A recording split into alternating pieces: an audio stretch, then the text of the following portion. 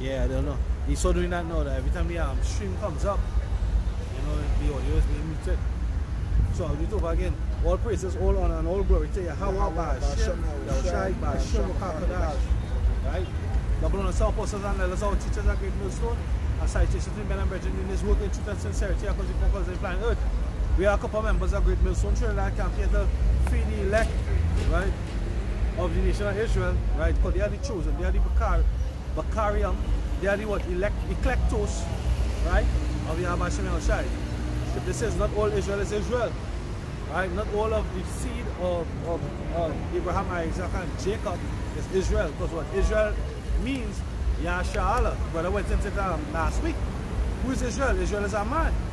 He was Jacob when he fought, when he wrestled with an angel, right? In righteousness, because what he wrestled for a blessing.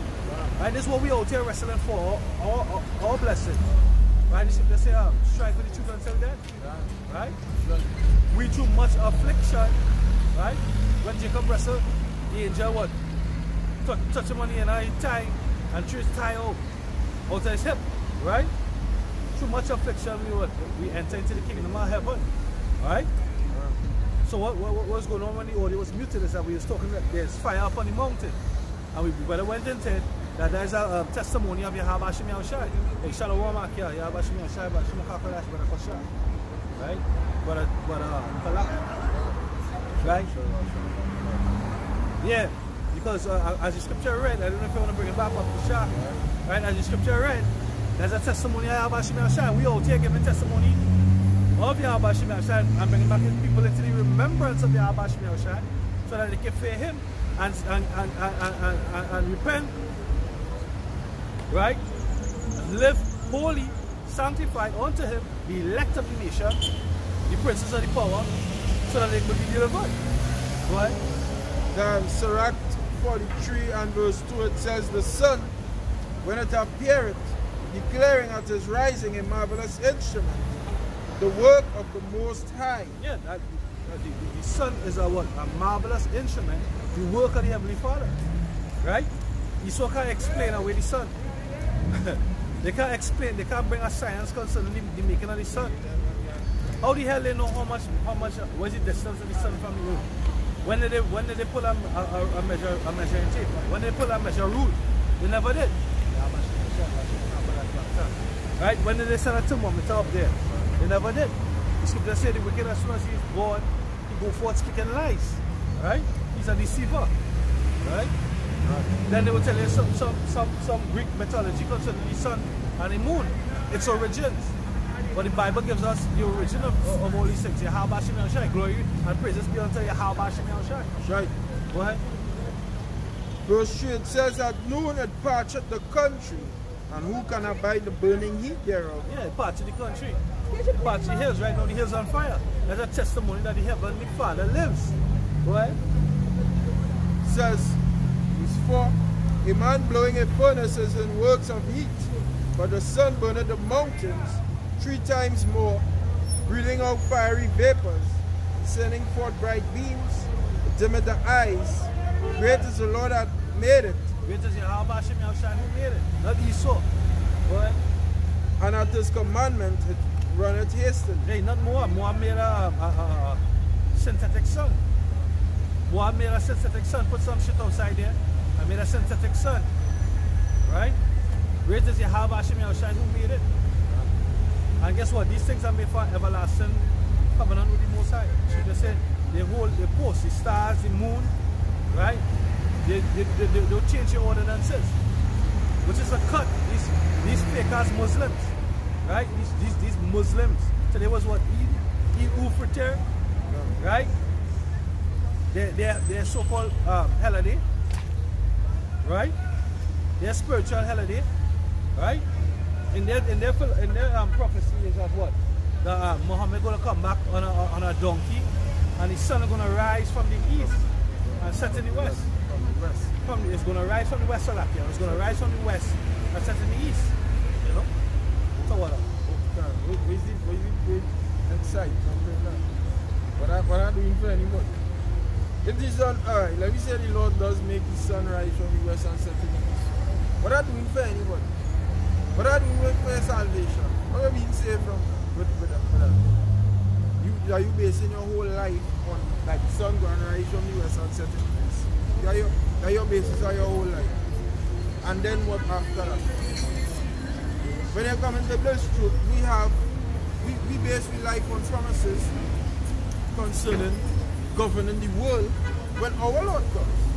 That is what we base our life on, them promises. Eternal rulership. Eternal rulership. Life everlasting. Yeah. Immortality. Immortality. That is something worth basing your life on, not that the sun going right from the west and set in the east. What point do you prove for that? That is what these Muslims and them take a whole day. Oh, yeah, can't. Yeah, the brother pointed out there. Because going back to the prophecy, going back to the promise that the Lord said, he said, if you can change the ordinances, right, the Lord will cast off Israel. Oh, God. Right. But hey, the Lord not going to change it. When it continues to read in Surah 43, right, it says, star, the moon, the holy post, yes, all these ordinances, holy post, the holy office, they don't move. They're not going to move, they're not going to change. When the Allahaya made them in Genesis, it said it was good. If it was good, if it was perfect, if it fit the purpose, why change it? Why change it? It don't make sense. Even Esau in his wicked way. Right? Once something worked for them, they never change it. The slave trade was the beginning of their what? Of their riches, right? Because the scripture said they increased by what? Their traffic, right? What did they traffic? As according to what? Ezekiel 28. What did they traffic? They traffic human beings. Case in point, they traffic Israelites, Judah, Benjamin, and Levi, right? From 70 AD come forward, right? Not 70 AD, Salakia, in the transatlantic slave trade, right? From 70 AD, we went down to the west coast and the interior of Africa, where Esau rounded us up, right? Certain of the heads of Jake sold out, Ham sold us out, and helped them round us up, and sold us into what the triangular slave trade. And what happened? You see that route?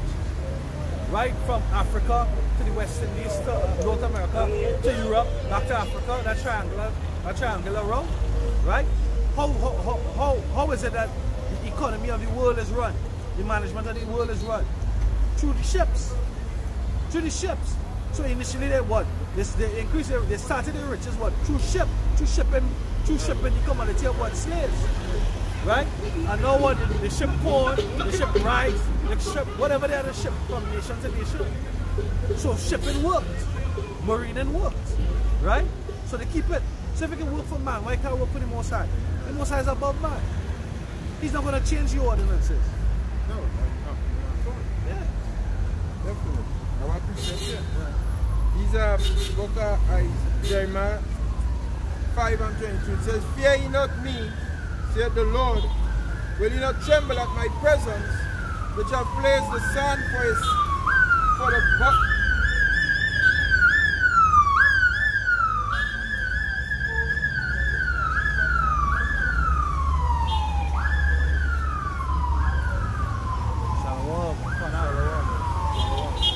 Yeah, which have placed the sun for the bound of the sea by a perpetual decree, that it cannot pass. And though the waves thereof toss themselves, yet can they not prevail. Though they roar, yet can they not pass over it. God, we was making an observation yesterday morning. We was out with the brothers and they who are fishermen. And the tide was out. And I pointed that out to the Spirit. Like, imagine that. The Lord said what?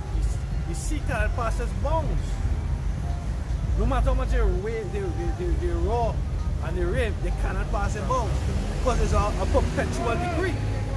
Right?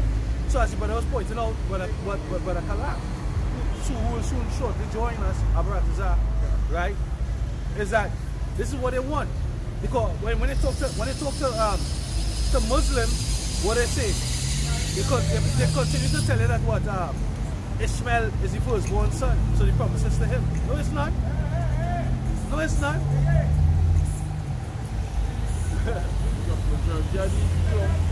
All these clowns and them who in Islam down here, they are not Ishmaelites. Exactly. They are Israelites. You can't convert to these things. You have to be born. It's a bloodline thing. It's a bloodline thing. Romans tells you that. Paul tells you that in Romans. Yeah? Bloodline. No, not because you're the seed of Abraham, right? Because what? It's not of the born woman. It's not the seed of the born woman, but it's what? The seed of the free woman. Right, Galatians 4:26. But these Clomas Muslims,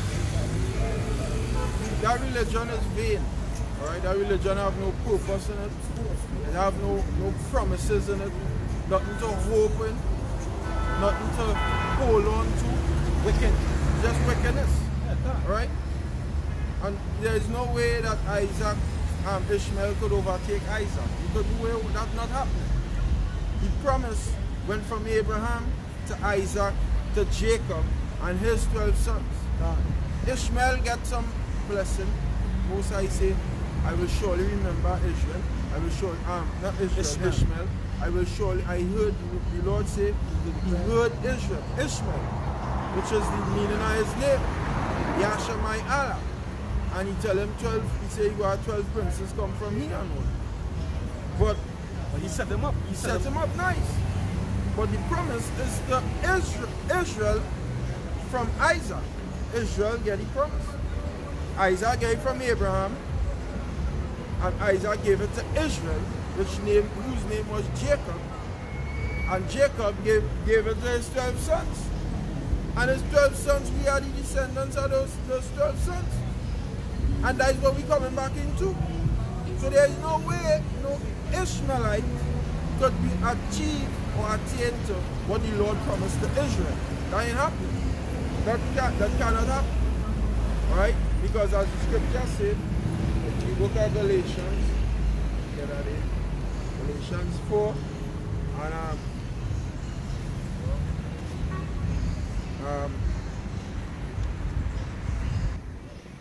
on verse 22 it says, for it is written that Abraham had 2 sons, the one by a bondmaid and the other by a free woman.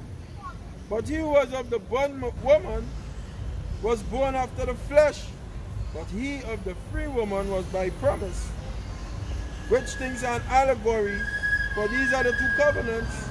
The one from the Mount Sinai is which gendereth to bondage. This is Hagar, which the Apostle Paul is telling you that was a fairy tale. Just equating it to the 2 covenants. That is why he says an allegory. Because there are some fools who say that you see that was a made-up story back in Genesis. No, it wasn't a made-up story.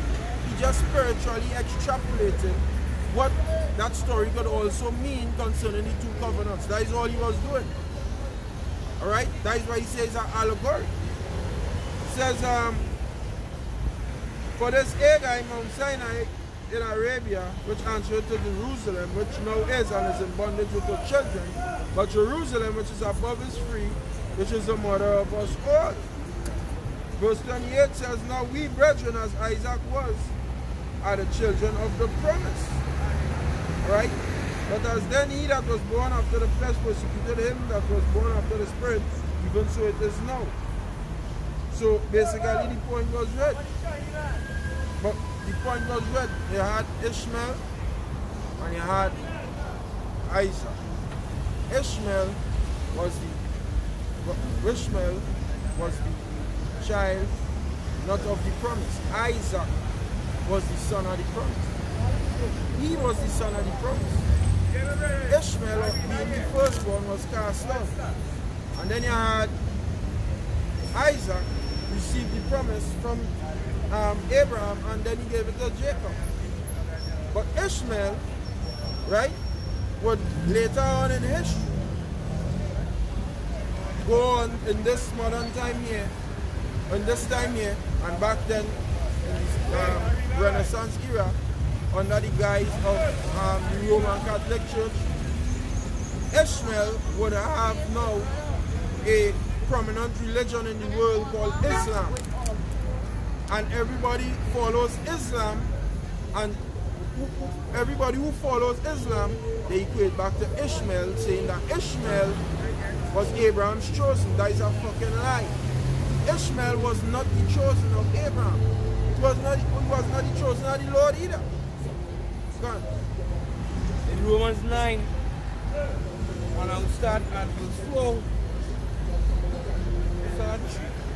For I could wish that myself were accursed for Mashiach, for my brethren, my kinsmen, according to the flesh, who are Israelites, to whom pertain the adoption, and the glory, and the covenant, and the giving of the law, and the service of the Most High, and the promises, whose are the fathers, and of whom, as concerning the flesh, a Mashiach came. That's right. So, guys, dealing with the Israelites. Ishmaelites, under the, as I was saying, Roman Catholic Church, it took a guy by the name of Muhammad to try and colonize that great amount of people over there in Arab world. They took Muhammad and trained him. The Roman Catholic Church trained him how to be a leader, to get our people to follow a new religion. Alright? That is all that was taking place. And they conquered that people by that religion, which is known today as Islam. Which Islam stems back to what, about 600 and some AD. 600 and some AD, that is when Islam started. That was the foundation, the beginning of that religion. But this goes back to the beginning, what we have. This goes back to the beginning of time. What we have here. When the Lord deal with Adam, this goes straight back to them times. What we teach him. Alright? That is when our doctrine formed. The law, statutes, and commandments. When the Heavenly Father breathed in Adam, this goes straight back to then. We just continuing it on right now. But Islam had a starting point only about 1400 years ago. 1400 years ago is nothing. And they colonize a great amount of people. They have a great amount of people following them over there in the Arab world. Alright? Going and worshipping the stone called in Mecca. Right? And now they have a great amount of people in Trinidad and Tobago and all over this Western Hemisphere calling themselves Muslims. Calling themselves Muslims. And there is a fucking made up religion by the Roman Catholic Church. And they firmly believe in that to the point that they actually just kill in the name of that. Right down here. This is Genesis chapter 16 and verse 19. It says, and Paul said, Sarah, thy wife, shall bear thee a son indeed, and thou shalt call his name Isaac, and I will establish my covenant with him for an everlasting covenant, and with his seed after him. And as for Ishmael, I have heard thee. Behold, I have blessed him, and will make him fruitful, and will multiply him exceedingly. 12 princes shall he beget, and I will make him a great nation. But my covenant will I establish with Isaac, with Sarah shall bear unto thee at this set time in the next year. See? Covenant was established with Isaac, not with Ishmael. Ishmael, it was Abraham. Most High, what the Lord called Abraham. The Lord said, Abraham, my friend. And Abraham, he felt that way when the Lord told him to cast out Ishmael. Get rid of him. Abraham was feeling sorry because I'm a son, I'm a firstborn. You know? I'm back here. Genesis chapter 21 and verse 12. I'll start at verse 9. And Sarah saw the son of Hagar, the Egyptian, which she had borne unto Abraham, mocking. Wherefore she said unto Abraham, cast out this bondwoman and her son, for the son of this bondwoman shall not be heir with my son, even with Isaac. And the thing which spiritually that we're going on now, you know, fuck away with you do for term. You do for term, you know. Muhammad is not the way, Islam is not the way, the truth and the light, right? It's Yahweh Hashem Yahweh Shai is the light, easy way and easy truth, right? He said nobody can go to the Father but what through him, Yahweh Shai, not Muhammad, right? It says, Wherefore said, verse 11, Genesis 21 and 11, and the thing was very grievous in Abraham's sight because of his son. And power said unto Abraham, let it not be grievous in thy sight because of the lad, and because of thy bondwoman. In all that Sarah had said unto thee, hearken unto her voice. For in Isaac shall thy seed be called. For in Isaac shall thy seed be called. Right there. In Isaac, not in Ishmael. In Isaac shall thy seed be called. Alright, and even in the Quran, they have scriptures or surahs, whatever it is called, validating Israel. Even in their Quran. So it's a mixed up book, it's a mad book, because we don't have anything in here that validates Ishmael as the chosen. We don't have nothing in this book that validates Ishmael as the chosen. Ishmael was treated harsh in our book. Alright? He was cast out. And because the Lord is a merciful God and Abraham is his friend, the Lord told Abraham, I go bless Ishmael. I heard him and I go bless him. That is just for yours, that is for your sake. That is your son, and I heard his son, I will bless him, because he will come out of heat. But this is the son I am dealing with, Isaac. I am not dealing with Ishmael. Concerning promises, concerning covenants, concerning blessings. I'm not dealing with Ishmael. I'm dealing with Isaac. Right? Well, Romans 9, 7, neither because they are neither, outside 6, not as though the word of the Most High had taken non-effect, for they are not all Israel, which are of Israel. Non-effect, without effect, without force, right? It's not as though it's without force, without effect, right? Go ahead. It says, neither because they are the seed of Abraham are they all children, but in Isaac shall thy seed be called. Ooh, so hey, there's a cut. Isaac get cut off. Isaac, he went on into the land. If I'm not mistaken, if you look up Havilah, I don't know if you look up a map of modern day where Havilah and Havilah, because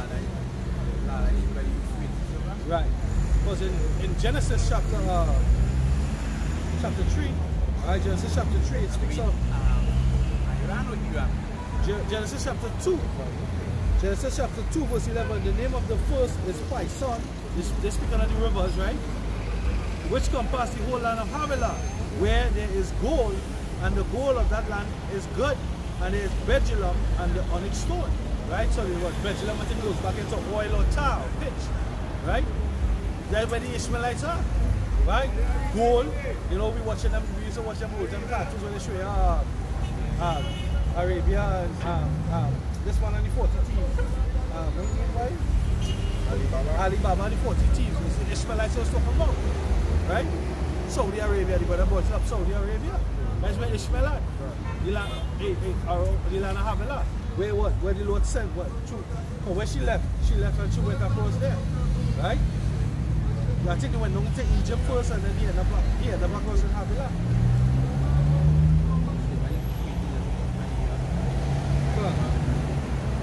This is Genesis 22. Okay, it said this just now. It said the only son, right? The Lord validated that. Genesis 22 and verse 12. 11. And the angel of the Lord came, and the angel of the Lord called unto him out of heaven and said, Abraham, Abraham. And he said, Here I am.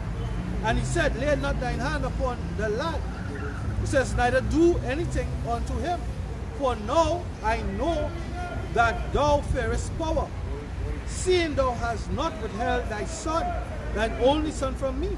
And Abraham lifted up his eyes and looked, and behold, behind him a ram caught in the thicket by the horns. And Abraham went and took the ram and offered him up for a burnt offering instead of his son. Yeah, so the only son is called who? Isaac, right? Not Ishmael. Ishmael was born first, but guess what? The promise was not unto Ishmael, because Yahushua himself came and tell Abraham and Sarah that he said to him, I will surely return unto thee according to the time of life. And guess what? It was a year after, because the scripture, we just read it. And I want to pass over much of your Christians' head. Right? We just read it, but if I finish this before I go back to draw that out. Right? Verse 16, Genesis 22 and 16. And said, by myself I sworn, said Yahweh, for because thou hast done this thing, and hast not withheld thy son, thine only son, but he had Ishmael. So why you call him thine only son? Well, he's the son of the promise. That's Yahweh Shai. Right? Thy only son, that in blessing I will bless thee, and in multiplying I will multiply thy seed as the stars of heaven, and as the sand which is upon the seashore. And thy seed shall possess the gate of his enemies. Right? And thy seed and in thy seed shall all nations of the earth be blessed, because thou hast obeyed my voice. Right? Right now, Ishmael has part rulership. Because he enjoyed, when I say so, hand joining hand, he's in covenant with Esau and Edom. According to what? Psalms 82. Right? There's Psalms 82. Not 82, sorry, Psalms 83. Right? There's Psalms 83 and verse 2. For thine enemies make a turmoil, and they that hate thee have lifted up the head. They have taken crafty counsel against thy people, and consulted against thy hidden ones. They have said, come and let us cut them off from being a nation, and that the name of Yasharallah there be no more in remembrance, right? For they have consulted with one consent, they are confederate against thee, the tabernacles of Edom and Ishmaelites. And the Ishmaelites, you see? So they ultimately become an enemy, right? They become an enemy. Hey, the Saudis, the Arabians, the Emirates, right? These Ishmaelites, right? They're in confederacy with Esau and Edom in this kingdom. In this kingdom. So much so, right, like this, they're supposed to be underneath the rules of the Torah, right? But when you go to the Ishmaelites, they build Dubai, they build the China Islands, and they build cities in the desert, right? Ishmael didn't come and free his brother Jacob. Ishmael didn't come and free his brother Isaac, not Jacob, Isaac's sons. Ishmael didn't come and do that. What they do? They spend the money on themselves. They build the territory. In the territory they're supposed to be keeping the laws of the Torah, right? But guess what? They made way. They have a little city. They have parts of the city where Westerners can come and do the shit. You know, where they can come and be lawless to an extent. Right? They give way for Esau and Edom. They give way for the devil. Right? This is going back to Genesis. Let's revisit the fact that the Lord himself prophesied and told them that he will come. Right? He will come onto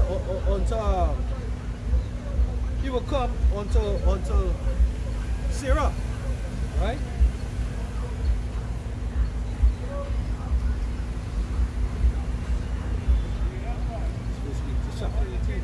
Right, so this is Genesis chapter 17 and verse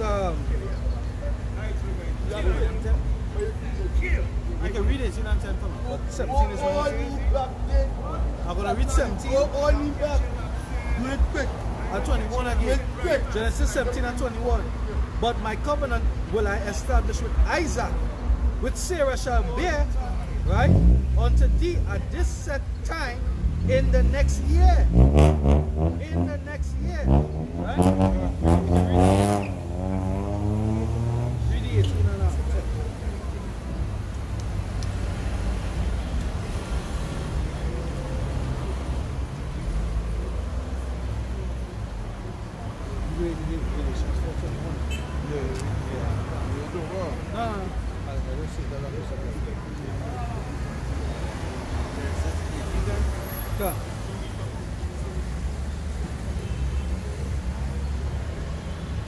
Genesis chapter 18 and verse 10, and said, I will certainly return unto thee according to the time of life.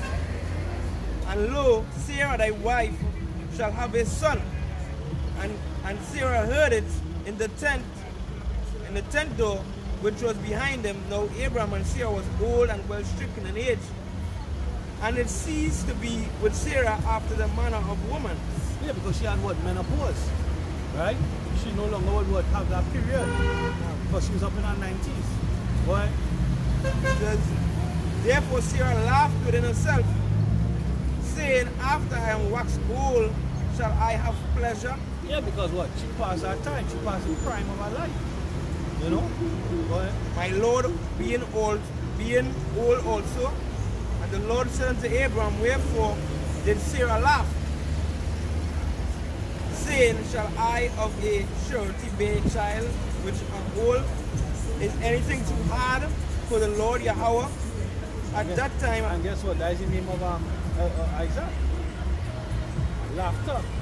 Right? That's a zakah. Isaac. Right? Laughter. So the Lord pay off for that right there. You know? Go ahead. And the Lord said unto Abraham, wherefore did Sarah laugh, saying, is anything too hard for the Lord Yahweh? At that time appointed I will return unto thee. At that time appointed I, really with emphasis, I, Yahweh Shai, because Yahweh Shai was what? Was the chief angel, one of the three angels that Abraham saw when he was out in the field, that he invited in. Yahweh Shai was the chief angel, right? He was the one that remained back with Abraham while the other two went on to check Lot in Sodom. Right? Go ahead. And guess what? Remember Numbers?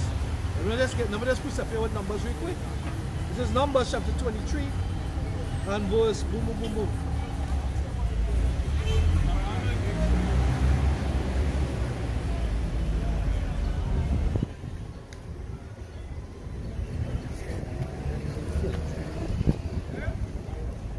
Oh, you just don't me? Bye-bye.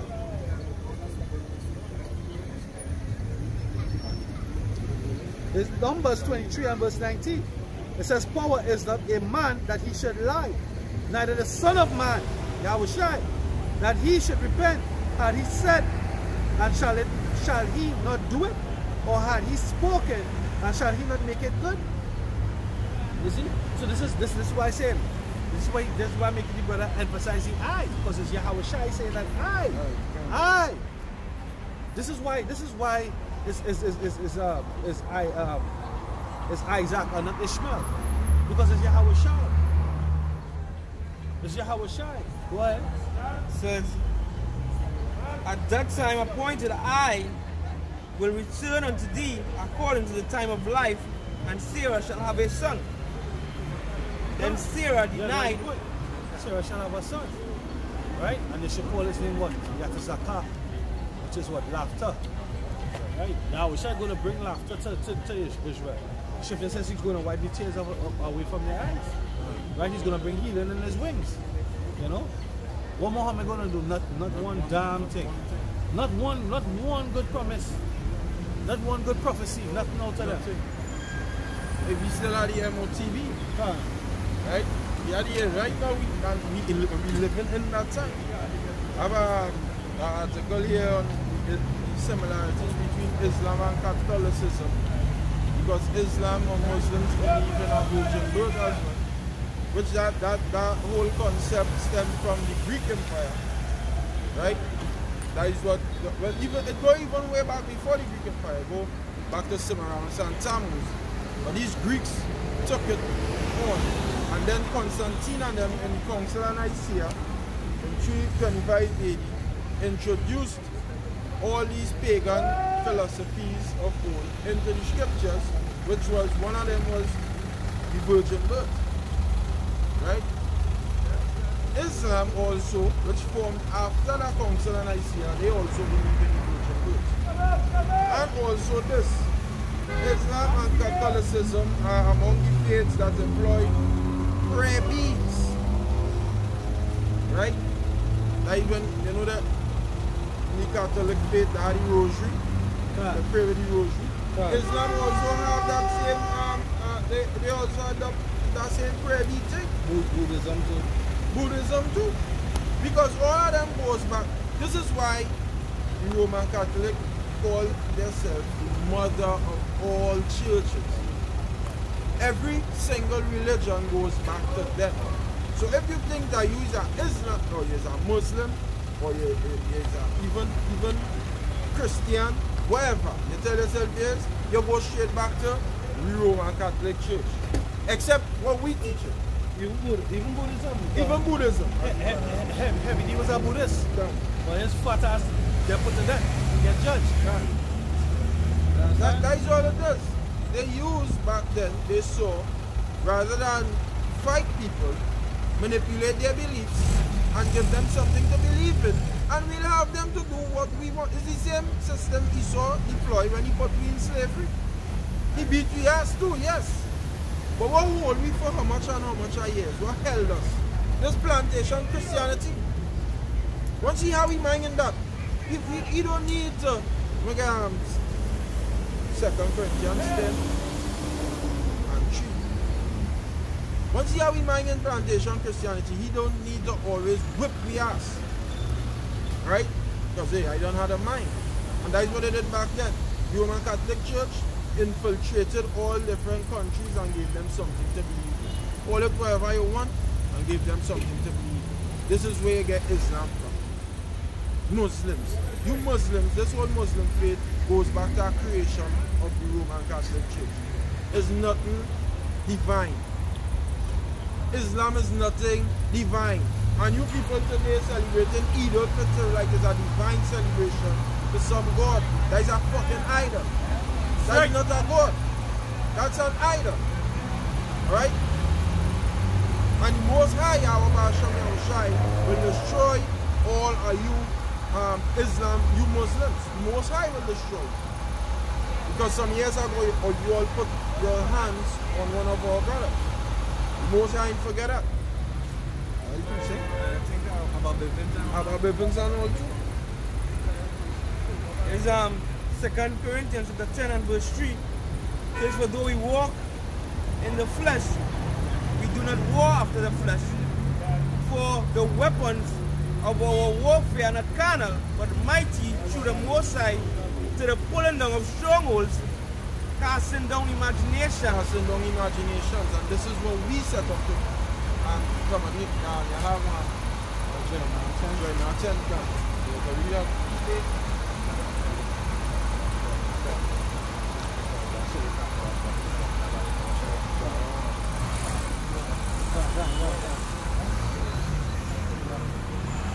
Jeremiah chapter 10 verse 1. Hear ye the word which Yahweh speaketh unto you, O host of Israel. Thus saith Yahweh, learn not the way of the heathen, and be not dismayed at the signs of heaven, for the heathen are dismayed at them. And that is it, the heathen dismayed at this. The heathen dismayed at the signs of heaven. And that is our key factor of this religion. Moon and star. The moon and the star. Looking up in the heavens to try and get some sign. Some divine sign. And all it is the freaking new moon. That is all it is, a new moon. Is it not no divine? The Most High don't give out every year a divine sign to you dumb Muslims, right? That not happening. The Most High not doing that every year at a certain time to give out that sign. It's a new moon. That's all it is. They wait on the new moon and the sea. And this lie, the ground and the glory eventually stop. Alright? I think we're going to continue. We're going to have precept. Yeah. But save us, all Yahweh, our power, and gather us from among the heathen to give thanks unto thy holy name and to triumph in thy praise. Right? Because but they say what? You know, is that this special is just a new moon. Just understanding the ordinances, right? You started off at Surah 43. It breaks down the cycle of the moon. Right? And there's certain times of the year that that star ends up with the moon. You know? Well, nothing special, nothing to worship. Everything have a cycle. Everything has a cycle. There is something to worship. There is something to bow down to. Why not rather bow down to the one who make it? Hey, Abraham said to Abimelech, wise men, when he went into the land, he said what? Hey, the star and the moon and the sun, right? If they are gods, right, they all on the subject to Yahweh Bashim Yahushai. They're all subject to Yahweh. Right? So why worship them? And guess what? Even back then they said what? They thought that that Abraham's notion of the heavenly power to be true. You understand? But Jake don't know, they don't want to know where they come from to know where they're going. Right? Jake lazy as hell. They just inherit wickedness. They say what? Traditions of men. My father was a Muslim, so I was a Muslim. Right? Your father was wicked, so are you. Yeah. So hey, you and your father are going to pay for your sins if he's still alive. That's right. Right? This is the book of Revelation 16 and verse 13. It says, and I saw 3 unclean spirits like frogs come out of the mouth of the dragon, and out of the mouth of the beast, and out of the mouth of the false prophet. See, and it says the false prophet. Yeah, Roman Catholic Church. Roman Catholic Church. Because there are many false. Why? Who is the, some Christian might say the false prophet, like it as some single man who's a specific false prophet. That was talking about the Roman Catholic Church. Because when you read the scriptures in the past, there are many false prophets. Jeremiah had to deal with false prophets all the time. That false prophets all over. Ahab had over 400 false prophets to prophesy unto him good things in years. So what false prophet is this that he's speaking about? This is the false prophet that would govern in the Babylon Empire the whole religious structure of the Babylon Empire.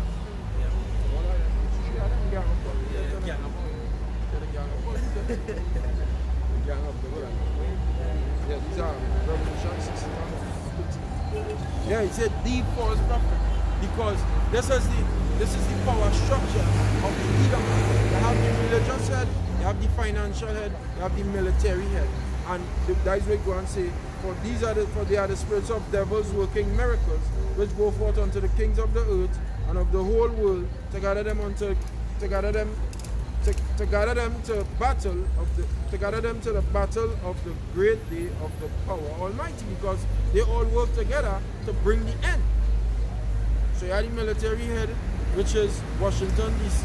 You have the financial head, which is London, and you have the religious head, which is the Vatican, Romans, the Vatican, right? You have the financial head, which is the Vatican, and all 3 of them does work in tandem to bring this end. Ultimately, that is what they're working to bring the end. They will ultimately usher in the end. But the false prophet represents, in Revelation 16 and 13, it represents the Roman Catholic Church, the religious head in Babylon the Great, which would go forth to conquer all religions.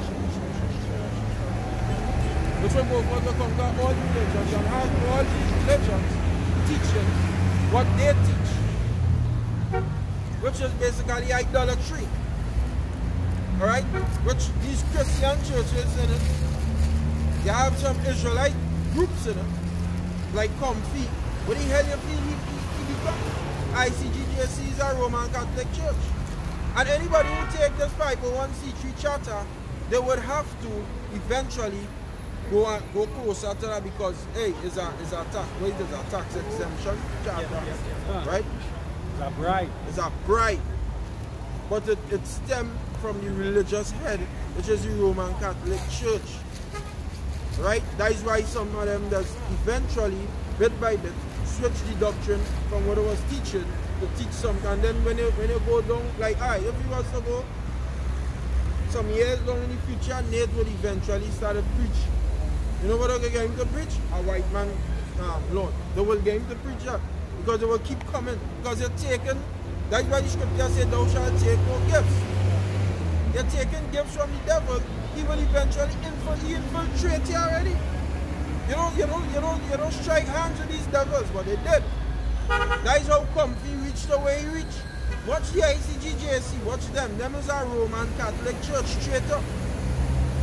They are Roman Catholic Church. All these other religions who underneath this tax exemption banner are underneath the Vatican. Everybody. But you know what? Our apostles didn't do that. That's why we're the only ones, and anybody who teaches the doctrine that we teach in sincerity and in truth, We are the only ones who could stand up and fight the so-called white man system. That's why the scripture says, I reserve to myself 7,000. You want to get that? No. You're the ones who can stand up and fight in spirit and in truth. In spirit and in truth, yeah. The whole book. The whole book. That's right. That's right. Because we are not connected with Esau in no kind of way. We don't affiliate with him. We don't take nothing from him. Jeremiah, Leviticus 18:26. Ye shall therefore keep my statutes and my judgments, and shall not commit any of these abominations, neither any of your own nation or any stranger that sojourneth among you. This is Jeremiah chapter 10 and verse 10. But Yahweh is the true power. He is the living power, and an everlasting king. At his rod the earth shall tremble, and the nation shall not be able to stand in his indignation. Thus shall he say unto them, the gods that ye have Thus shall he say unto them, the gods that have not made the heavens and the earth, even they shall perish from the earth and from under these heavens. Yeah, Jesus Christ didn't make no heaven and no earth. Definitely. Neither than Allah. Allah ain't make no heaven and no earth. Right? Who made the heavens and the earth? That's Yahweh Ba'asham Yahushai and his angels. That's right, 144,000 who were there with Yahushai. They made the heavens and the earth. But all the credit goes to the supreme Yahweh. Because it's his plan, it's his idea, it's his, he was there before anything. Right? So the Roman Catholic Church which teach you to worship all these idols, the Most High God bring them down too. Because the scripture talk about the beast being taken and we took them in Revelation 19. It mentioned IUIC and all them solo groups basically coming in the spirit or after instead of the Roman Catholic Church. Alright? And I bring out this precept because they normally adopt the titles deacon and bishop. Alright, so here what the scripture says about a deacon. There's the book of 1 Timothy chapter 3 and verse 8. Likewise must the deacons be grave, not double-tongued, not given to much wine, not greedy of filthy lucre. And that's the reason why these men speak the things that they speak, because they're greedy for filthy lucre. The scripture says that. Speaking things which they ought not for filthy lucre's sake, for that tax exemption, also for them little perks that comes with it, you know, preaching things according to Esau's guideline, you know, getting in the masses, because once you preach according to what Esau says, once you preach a world-friendly doctrine, the masses going to come in, and that's bigger funds for you. That's why Nate is able today to have a booster club, you know, with an agenda to have a private jet, all right, to so-called fly across the world, you know, to make one, as the scripture says, to make them proselyte. You understand? That's what Nate is doing. That's Nate and all these different Israelite groups that are under this charter. They are the ones greedy for filthy lucre's sake, so they are not yet deacons. And I actually just looked up the word deacon on the Eastern Bible Dictionary. I just want to bring it out because it says some things here, alright, that we always mention, you know, that would enlighten, should enlighten you Christians, alright, the thinkers, alright, the elect that probably amongst these Christian groups. So we just start to stick with this.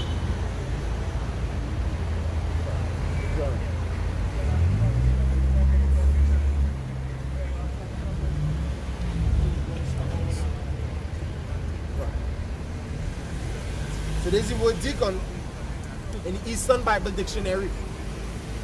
Anglicized form of the Greek word diakonos, meaning a runner, messenger, a servant. For a long period, a feeling of mutual jealousy had existed between the Hebrews. This is what they're going into here, from the word deacon. It says a feeling of mutual jealousy had existed between the Hebrews, which fulfills what? I will provoke you to jealousy with a foolish nation. Alright, they're going into it. It says between the Hebrews or Jews proper who spoke the sacred language of Palestine, which would have been what? The sacred language of Palestine. Hebrew, the Canaanite language. Alright, the Phoenician language. Yeah. Do you see? You know what's happening? What's happening there? Who does Palestine belong to? Who does Palestine belong to? Who does Palestine belong to? Sorry? Sorry? Allah. What does Allah mean? Allah means God, so what is God's name? Because God is a title. What does God mean? What does Allah's name mean? Sorry? Supreme being. So what is the supreme being's name? You don't have a name? Does you have a name? Sorry? Allah? You need to learn, brother. And there's the forum for learning. If you're willing to learn, if you're willing to reason and not argue, you can come right here and learn. Who was the Lord's chosen people? Who was the Lord's chosen people? Yeah, who's Allah's chosen people? Who we? Me and you, who are we? What's the name of that people? You don't fucking say man. Slaves. Slave. Anyway, shut up. Look, the man lady. Oh yeah. Yeah, I want to see him super. That was the same clothes.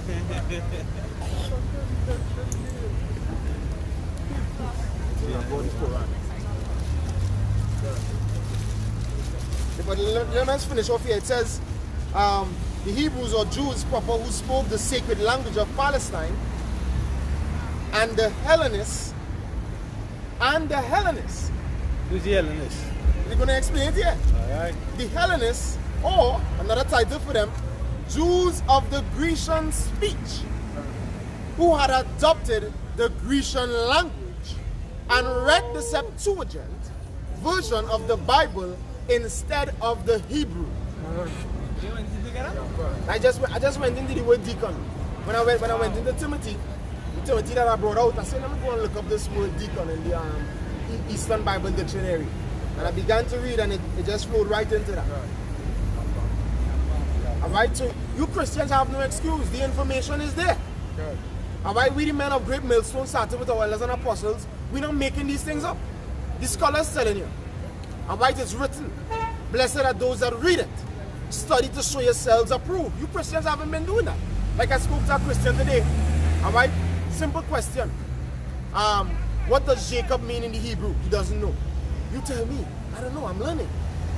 How you say Judah? How you say Judah in the Hebrew? I don't know. You tell me. I'm learning. Without pride. So all the years you've been in Christianity, ask them how long you've been in your faith. You ask these Christians. They're calling a whole set of big numbers. 15 years. You understand? 20 years. Besides, to defeat any Christian pastor. Alright, to confound any so-called biblical scholar that's out there in the world. But Verbs 25 and verse 2, it is the glory of the Most High to conceal a thing, but the honor of kings is to search out the matter. Yeah, the honor of kings is the Most High conceals. Conceal is to hide. Alright, there are secret messages in the Bible. The Bible is a mysterious book. That's why the scripture says in Isaiah 29, the vision of all is presented to you, roughly paraphrasing, as a book which is sealed, which one delivered unto him that is not learned, and say, read this, and he said, I cannot, for I am not learned. And delivered to one that is learned, and he said, I cannot, because it is sealed. The Lord created it that way. And what he said in Amos, the Lord will do nothing, but then he revealed those secrets to the servants, the prophets. And there's the servants, the prophets right here, beginning with our elders and apostles of Great Millstone. That's why we're able to stand out here boldly. We ain't just coming out here guessing. We've been well taught. And why we humbled ourselves to the teaching of Yahweh Basham Yahushai, and now we're out here to present the doctrine. We're out here to bring forth that strong reasoning. We're out here to prove all things and hold fast to that which is good. Alright, and to the condemnation of you false doctrines. Your false doctrines are pulling down your strongholds. Alright, to relieve them yokes of our people's minds. That's pertaining to Isaiah the 61st chapter, which Yahushai stood up and read on the Sabbath day. The Spirit of the Lord is upon me to set the captives free. Alright, and it begins with freeing you from them foolishness that you learn. The religions, which goes back to the word religare, which means to bind fast. You people are bound with this foolishness. lay out Yeah, going into something. He's on book of Revelation, chapter 20 and verse 10. It says, I'll just read this and your next precept. It says, and the devil that deceived them was cast into the lake of fire and brimstone, where the beast and the false prophet are, and shall be tormented day and night forever and ever. So the false prophet and the beast, the devil is who controlling them, that beast and that false prophet is the so-called white man. That's right. If that false prophet is, as I was saying, the Roman Catholic Church, that is them. That's right. That is their church, and they are going to be destroyed. And when they be destroyed, everything else going on forward with it. All these false ideologies, including this fucking Eid day that they're celebrating here today. This Eid al-Fitr. The Most High is going to bring down Eid al-Fitr. That's right. Because as the brother just said, the word religion means to bind fast. But not that religion is a bad word. Because the scriptures talk about pure religion and undefiled, right? That's right. That's right. You have to be bound by Yahweh, by Hashem, Yahushai. What did the Apostle Paul say? I am a prisoner of the Lord. That's right. Say, I am bound to the Lord. That was his. He also said, I profited many above my equals in the Jews' religion. It's not a bad word, but this world used that word willy-nilly. And they bound you in these false ideologies like Christianity, Roman Catholicism, Islam, Buddhism, that jakes in Hinduism, that jakes in all in Baptist, spiritual Baptist, Orisha Baptist. Alright, all these different ideologies and call it religion, but really it is because they're bound to that. And Yahushua also said, take my yoke upon you. Understand? A yoke by yoke does. A yoke binds two things together. It's a yoke. When you look up the yoke of iron, it goes into the shackles bondage. You understand? So a yoke, Yahushua take my yoke upon you. It even says this here in the book of Sirach 6 and start of verse 23. It says, give ear, my son, receive my advice, and refuse not my counsel, and put thy feet into her fetters, and thy neck into her chain. Bow down thy shoulder and bear her, and be not grieved with her bonds. You're supposed to be bound. I'd rather be bound to Yahweh Hashem Yahushai than this world. That's right. That niggas bound to this world. They're bound here. They're bound to the ideologies, philosophies, the ways, the lifestyles, eating habits. All of these things are ways that they're bound to this world. They can't get out. There's that men who will get out and go back to it. Because the mind focus on the world, and we mind supposed to be focused on Yahweh Hashem Yahushai. That is our Lord. That is the man who bound us. He hold us fast. Right? Galatians chapter 4 and verse 7, I'll start there. It says, wherefore thou art no more a servant, but a son. And if a son, then an heir of power through Hamashiach Yahushai. So this bondage or this servanthood is more than just that. Alright, when you come into Yahushai, you're more than just a bondman. You're also a joint heir with him. Right? That's the privilege of being Yahushai, not like them. Yahushai, not like them Edomites. That's why we know he's not a white cracker. Alright? Because when Esau had him in bondage, he wasn't like a son unto him. But Yahushua said, when you come under my bondage, I treat you like a son. Because he loves you. Alright? Scripture says, love worketh no ill to his neighbor. So that the right bondage should be under the bondage of Yahushua, Hamashiach. Continuing, it says verse 8, howbeit then, when ye knew not power, ye did service unto them which by nature are no gods. But now, after that ye have known power, or rather are known of power, how turn ye again, like he was talking about men who came out of the bondage and went back into it. The Apostle Paul cutting them, these foolish Galatians. Alright, how turn ye again, alright, to the weak and beggarly elements. The weak and beggarly elements is not the laws. Alright, that Jake's also teaching that the weak and beggarly elements is the laws, the keeping of the laws.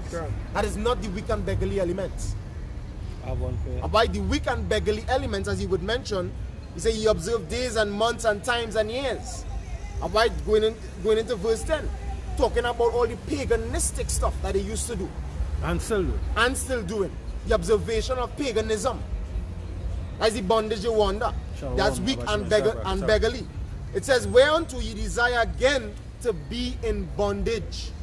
Ye observe days and months and times and years. I am afraid of you, lest I have bestowed upon you labor in vain. I just wanted to bring this, you mentioned this just now, how the Lord will deal with the bondage of the Lord, he will deal with us as sons. It says, Wisdom of Solomon, chapter 11, and start at verse 9. For when they were tried, albeit, but in mercy chastised, they knew how the ungodly were judged in the wrath and tormented, thirsting in another manner than the just. For these thou didst admonish and try as a father, but the other as a severe king, and thou didst condemn with condemn and punish. Condemn and punish. And that's these people. All you people are not in Yahushai, in all these different false philosophies. You are condemned and you are ultimately going to be punished.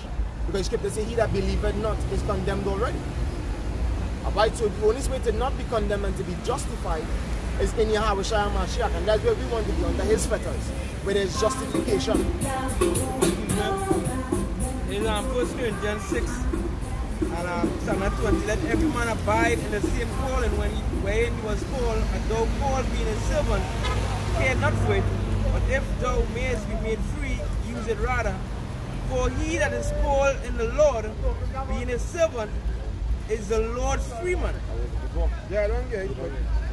Likewise, also he that is called, being free, is a Mashiach servant. That's right. Ye are bought with a price, be not ye the servants of men. Be not ye servants of men. As it says in what is that? That's Romans. It's rather to obey God rather than man. Better to obey God. No, that's Acts. That's Acts chapter 5 and verse 29. Obey the Most High rather than men. And what did the Most High say to us? He said, this is my beloved son, fear ye him. I send my angel before you to lead you to the place prepared. Obey his voice. And right to the Most High set up his son, he gave him the preeminence, and that is the one we have to obey. Stop following after these man-made religions, which says in Colossians, get that from in Colossians 2 and verse 8. Right, stop following after these ideologies, right, that was cunningly devised. Scripture talks about the cunningly devised fables. Right, and when it says cunningly, right, who's the most cunning? Esau. Alright, so beware of him. The scripture says what? Do not basically go into his ways. Go to the 4th chapter and verse 14 going down. Go ahead. Colossians chapter 2 and verse 8. Beware lest any man spoil you through philosophy and vain deceit, after the tradition of men, after the rudiments of the world, and not after a Mashiach. Look up the word rudiments. Okay. And that's what Esau did. Esau spoiled us. You understand? He didn't only spoil us with the whip, you know, or with buck breaking. You know, because that's a heinous crime. You understand? That's a heinous thing to do to a man, to buck breaking. If you understand what buck breaking is, you understand that's a disrespect. Alright, it's an abominable act. Alright, but these are not the only things they did to us. They also attacked us. They also spoiled us spiritually. Alright, they attacked us in the mind. They put shackles on our mind as well, giving us religion. Imagine that. They gave us a God, the name of a God. Alright, well, he's not a God, he's an idol, Jesus. Alright, which was one of the ships that they brought us across on. That's a great spoiling. Have you, when you're praying, you bowing down and saying, in the name of Jesus, amen. Not knowing that that damn ship you came across on. You're praising, as you scripture said, whose glory is in their shame. Alright, so you all glory. When you glory in Jesus, you're glorying in your shame. Alright, because Jesus was your shame. As he came across in like sardine and a tinning. That ship. Alright, so now it's time to free your mind. Arise and shine, for thy light is come. Come out of them darkness. Alright, them false philosophies. That the word rudiment? Yeah, right. The word rudiment come from the Greek word stoichion, and it means any first thing from which the other belonging to some series or composite all take their rise. An element, first principle, the letters of the alphabet as the elements of speech. Not, however, the written characters, but the spoken word. The elements from which all things have come, the material causes of the universe, the heavenly bodies, either parts of the universe. You see that? Yeah, I just showed you, I said like I got something to bring up. Yeah, I was saying that. It said the very first thing. And going back to the element, the elemental form of anything is the first or the smallest. Right? Esau goes into the smallest form, which is called your DNA. And they can generate anything from your DNA, right? Right? This is Psalms 82 and verse 4. Deliver the poor and the needy, rid them out of the hand of the wicked. They know not, neither will they understand. They walk on in darkness. All the foundations of the earth are out of course. Right? So you're born and you inherit wickedness. Because what? The very first, right? This earth, that's why Job said when he born in, he basically he cursed the day he was born. Jeremiah as well. Right? Because at that day you're born into sin. Because they worship not the Heavenly Father, the true power. You know? Everything out of course. It's just through the Spirit. I just read in precept in Galatians 4 and 4. Elements of the world. Can. Alright, which backs up the rudiment, goes into the same thing. Rudiments of the world. Yeah, can. Elements of the world. First, this world is the base. The base of the world. Can. That's it. The element stage is the base of anything that we see today. Like water, the base of that. The very first thing. Can. H2O. They say in John chapter 15 verse 18, if the world hates you, know that it hated me before it hated you. If you were of the world will love his own. Because ye are not of the world, I have chosen you out of the world, therefore the world hated you. Right? You know, because Ishmael just now, Elam or whatever he was, he just heard that we talking about Allah, we talking about Islam, and you know, you think he doing something good, but he do, hey, we not his brothers. He wasn't a slave. He wasn't a slave. Nah, that's hate. to try to put me back in bondage of the mind, that's hate. Because you make him mad. What Solomon pray? When these people sin against thee and call upon their name facing the east, right? Remember them. You know? And that's what we're doing. He's trying to put us back in what? For the Lord to turn his back to us and not his face. That is hate. You know? Because his foundations, because they will tell you, they will tell you that's the foundation. Muhammad is the last prophet and blah blah blah. Muhammad is not the last prophet. Muhammad wasn't even a prophet.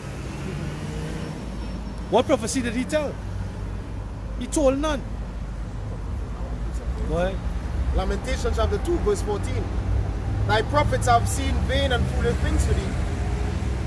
And they call Muhammad a prophet because he so-called prophesied about tall rise buildings that is going to, some of them they pulled surahs and ayahs concerning Muhammad talking about things to come in the last days. So they're going to the hadiths as well.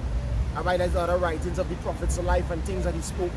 You understand? Saying that he talked about men having on clothes but yet still being naked.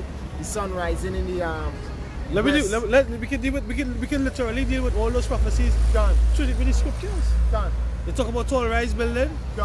Malachi chapter 1 verse 3. I hated Esau and laid his mountains and his heritage waits for the dragons of the wilderness. Whereas Edom said, we are impoverished, but we will return and build the desolate places. Thus said the Lord of hosts, they will build, but I will throw down, and they shall call them the border of wickedness, the people against whom the Lord had indignation forever. So who built these cities? Esau built these cities. And how they build these cities? They build these cities contrary to the law of Yahweh Hashem Yahushai. Right? The law said what? Don't build more than 3 stories. I think it's 1 story. You can probably have a basement and I think it's a battlement on top. Right? And they build on top, they are skyscrapers. Right? The Burj Khalifa across there that Ishmael brought. Ishmael built the Burj Khalifa. And you know what's the boast of the Burj Khalifa?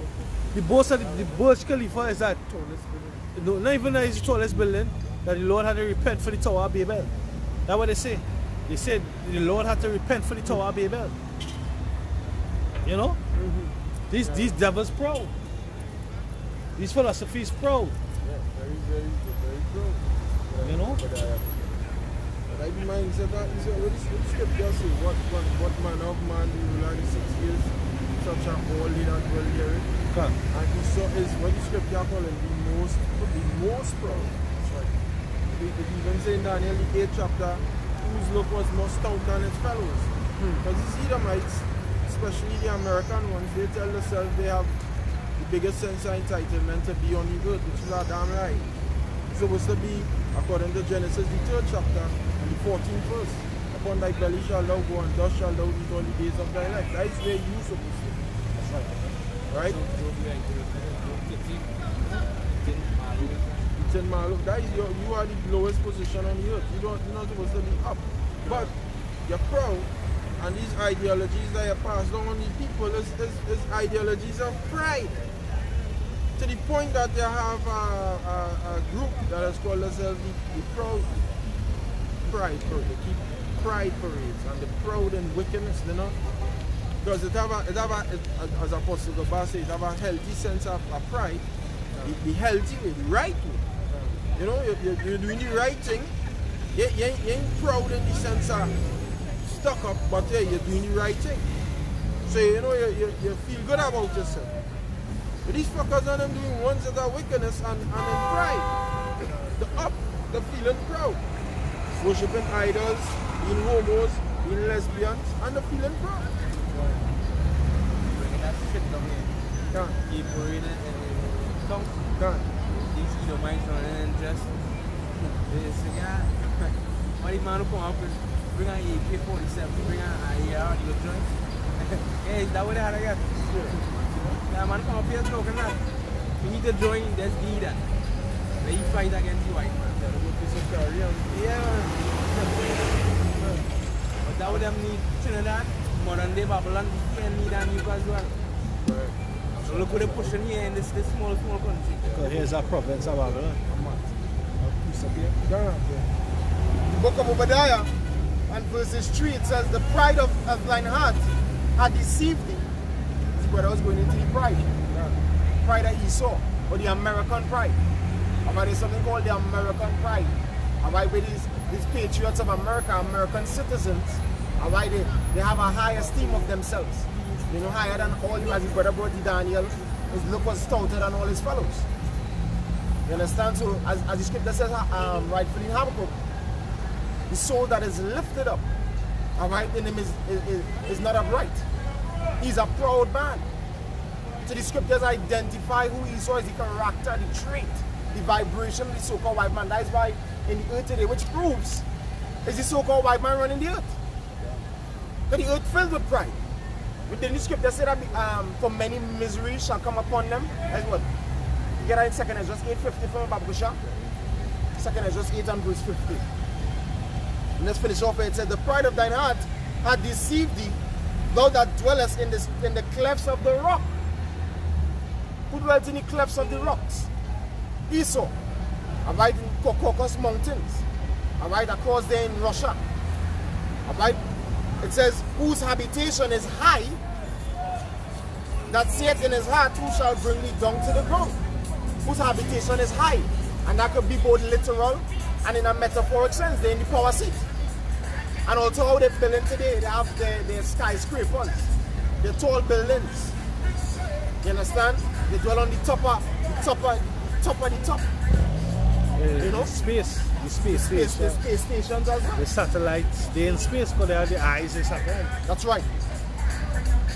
I want to say one Is 2nd Ezra chapter 8 and verse 15, for many great miseries shall be done to them that in the latter time shall dwell in the world, because they have walked in great pride. Because they have walked in great pride. So don't feel alone looking at all that pride or taking place. You'll continue. About the different pride parades. Continue. Simply say they take shame for glory. That's right. That's what they do, they take shame. Gay pride, Texas pride, American pride, they shame for glory. Like conceitedness. They show forth their sin as Sodom, and they hide it not. And Sodom is a shameful thing. That city was left in shame, basically. The Lord having rained fire and brimstone upon that city. Them 5 cities. Was that an example for there that should live likewise? This is Jeremiah chapter 49, and starting at verse 14. I've heard a rumor from Yahweh, and an ambassador is sent unto the heathen, saying, gather ye together and come against her and rise up to the battle. For I will make thee small among the heathen and despised amongst men. Thy terribleness hath deceived thee, and the pride of thine heart, O thou that dwellest in the clefts of the rock, that holdest the height of the hill, though thou shouldest make thy nest as high as the eagle, I will bring thee down from thence, saith the Lord. That was just echoing over there. Right? It says, also Edom. Yeah. And it says in when it's going to be the ultimate bringing down. When Yahweh returns, that's going to be ultimate bringing down of Esau, Edom. Like the scripture says in Revelation 12 verse 7, there was war in heaven. Alright, and Michael and his angels fought against the dragon and his angels, and what they prevailed not. The dragon prevailed not. And then it said, neither was their place found any more in heaven. So when the Lord returns with our host of heaven, them angels, alright, them mighty angels, that's going to be to the pulling down of Esau, Edom. Of their heavens, their rulership.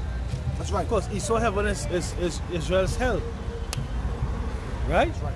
There's found no more place in heaven. They had 4 kingdoms, right? Babylon, the Babylonians was in the heaven, right? The Medes and the Persians, the Assyrians, and then the Greco-Romans, right? There was found no more place in heaven for them. No more rulership. There's no longer going to be a setup like the Apostle Taha mentioned last works that they did. He mentioned the setup of the Elmina Castle. You understand? The Elmina Castle, how Esau did it, as in West Africa in Ghana, as a place where they used to transport jakes from. One of the shipping points. Like a right? port. It had a big door right at the exit of, or the entrance of the dungeon, where they used to have the jakes. They used to have jakes in the dungeon below that could have barely hold 200 people. They crammed 1,000 of them inside it, and that place only had about 1 or 2 windows. So you understand the type of hell these jakes were going to. Strategically positioned in the bottom, down in the dungeon, but on top at the Elmina Castle, on the top floor, it was well decked up. Esau was having a good time upstairs. They were in heaven. Jakes were down in the dungeons in hell, being basically waiting or suffering under that kind of heat and that claustrophobic condition. A Bible would have been full with feces. A Bible, you can't leave there to go and take a shit. A Bible with sicknesses as well. That is Squirtian. That is Squirtian. In hell. Lord destroying him in hell. But both body and soul in hell. In mind there as well. Because he could simply go home. His brother came and said, come home, and I had to even actually assault him. And he's still here. So he in hell up here. He had the plague of the heart. You understand? That's the worst plague.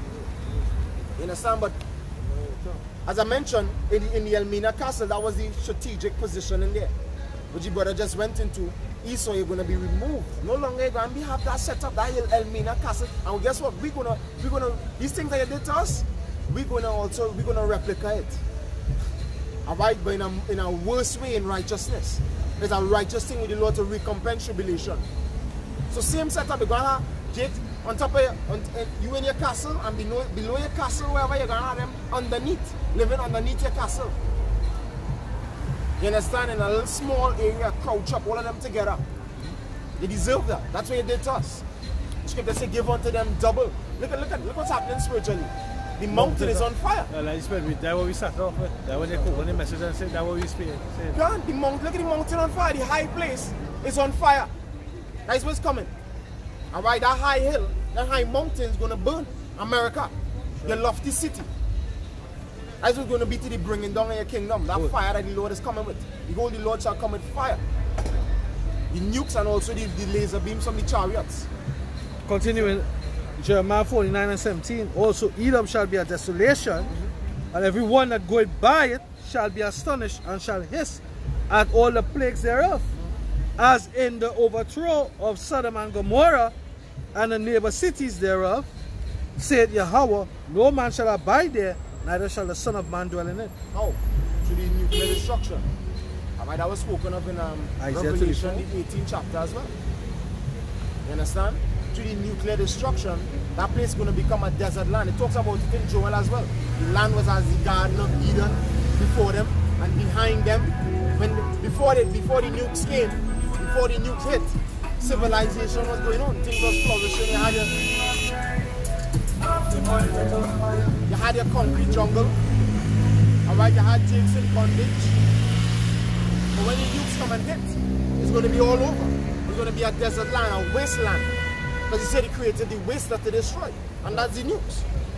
It's going to waste your land. It's going to be a place for the desert creatures to dwell. No civilization is going to develop there anymore. Right? This is Isaiah 34 and 1. Come near, ye nations, to hear, and hearken, ye people. Let the earth hear, and all that is therein, the world, and all things that come forth of it. For the indignation of the Lord is upon all the nations, and his fury upon all their armies. He had utterly destroyed them, and he had delivered them to the slaughter. Man, that's what it says in Isaiah the 30th chapter. You can get about Isaiah 30. Isaiah 30. Even one. Are you reading? Verse 25 of the chapter upon it behind mountain. 25. One on tomorrow. Isaiah chapter 30. And verse 1 it says, woe to the rebellious children, saith the Lord. What? Wait till the time of the healing. Ezekiel 30. Ezekiel 30. Ezekiel 30.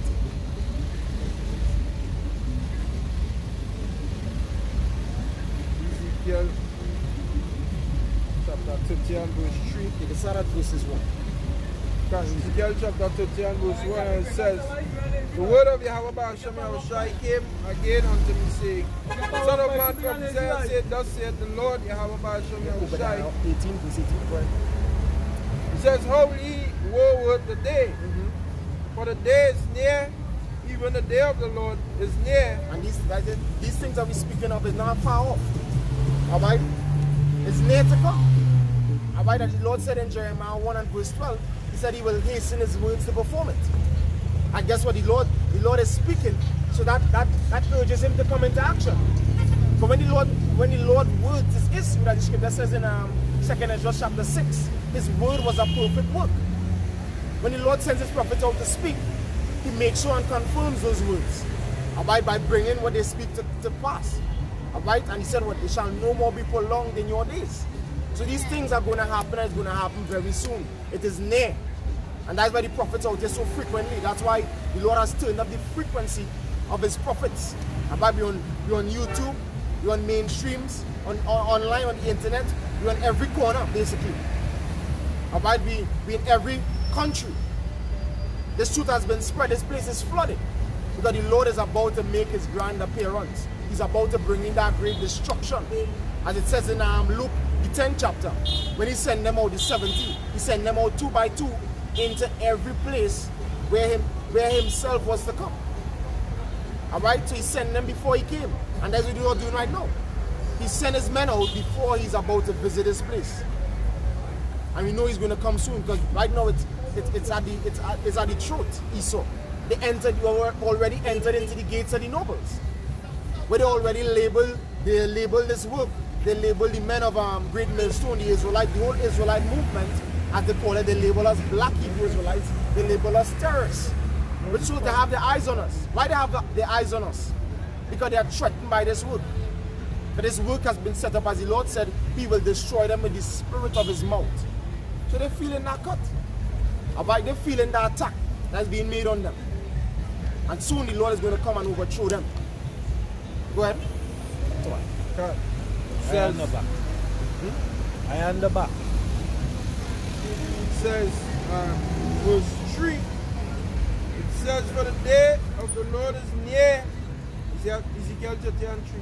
Even the day of the Lord is near, the cloudy day shall be the time of the heathen. And that cloudy day, could represent two things.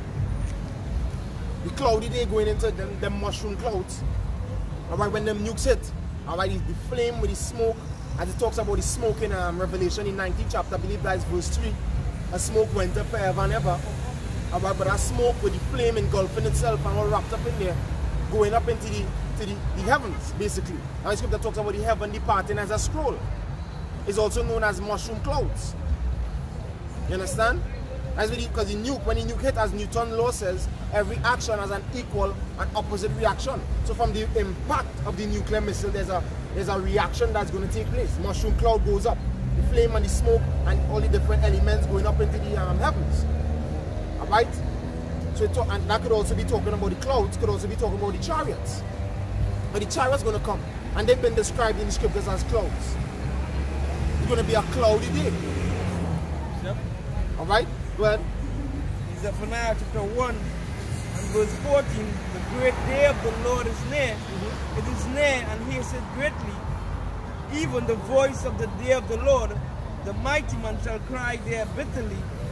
That day is a day of wrath, a day of trouble and distress. They just say even the voice of the day of the Lord. The prophet says in mouthpiece that bring forth the voice of the Lord. That's right. Right. That's right. That's right. So the day of trouble and distress, a day of wasteness and desolation, a day of darkness and gloominess, a day of clouds and thick darkness, a day of trumpet and alarm against the fenced cities and against the high towers. And I will bring distress upon men, that they shall walk like blind men, because they have sinned against the Lord, and their blood shall be poured out as dust, and their flesh as the dung.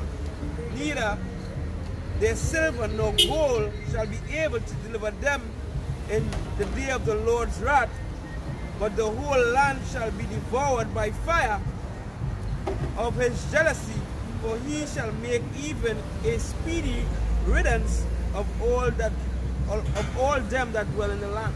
Yeah, the Lord grant cause that day to come in a destructive way. The scripture says in Isaiah 13, it shall come as a destruction from the Almighty. He said, neither shall the silver nor the gold deliver them in that day. Which says in Isaiah 13th chapter as well, when he stopped the Medes not going on what? They're not going to regard your silver or your gold, which goes into Russia. About Russia not going to be taking no bribe about from America. About the Lord's going to pour a spirit on Russia known as Gog and Magog, or the Medes in the scriptures, and cause them to basically rain nukes upon that land. That is the end game. That's why the scripture talks about the feet of it being as a bear's foot. Alright, bears. That's Russia. I believe that was one of their mascots in what year that was? That was 2009. That was a mascot, the bear. Russia. You know, so the Lord is going to use these nations, or Esau basically, to destroy himself. Egyptian against the Egyptian. Right. Go ahead. Right. I want to say it. Joel 2 and 19 says, I read from 18, it says, then will the Lord be jealous for his land and pity his people. Yea, the Lord, Yahweh Ba'ashem Yahushua, will answer and say unto his people, behold, I will send you corn and wine and oil, and ye shall be satisfied therewith. And I will no more make you a reproach among the heathen, but I will remove far off from you the northern army, and will drive him into a land barren and desolate. And that northern army, right, is America. The American army. He's going to remove them, meaning he's going to cause them to whatever the term they use, when they dispatch their army and send them out into different locations, but he's talking about a specific area here. He's going to what? Remove the northern army and what?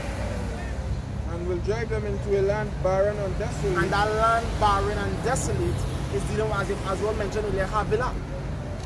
Alright, Havilah, they're going to go to that Saudi Arabian area.